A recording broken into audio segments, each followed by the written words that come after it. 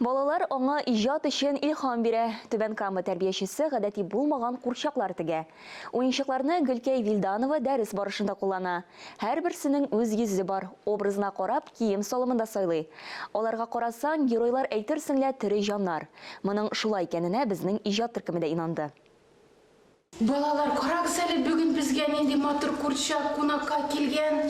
Аның исеме Маша. 12-нче балалар бакчасында тәрбияләнүчеләр кунакчыл. Маша өчен алар бәйрәм табын әзерләгәннәр. Бәлеш, конфет, чынаяклар барысы да чүпрәктән тегелгән. Гадәти булмаган уенчыкларны Гөлкәй Вилданова ясый. Һәр курчак бер-берсенә охшамаган. Әлифба китабы шуның кадәр минем өчен бик кадерле. Ул минем беренче уку китабым. Шуның өчен бу малай да әлифба белән беркайчанда әлифбасын кулыннан төшерми.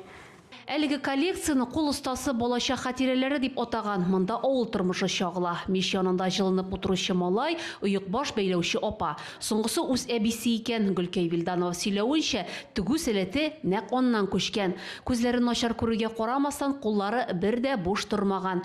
Әлеге эшен якты истәлек итеп, якын кешесенә багышларга була. Һәр образ тормыштан алынган. Бу Махирә әби. Кул остасы аны шулай истә калдырган. Чөнки ул авылда кәҗә тотучы бердән-бер әби булган. Иҗат эшләрен Гөлкәй Вилданова дидактик материал буларак куллана икән. Мисал өчен, әлеге уенчык ел фасылларын өйрәнгәндә бик уңайлы ди тәрбияче. Гөлия Нигъмәтуллина, Фәхри Исламов, Яңалыклар.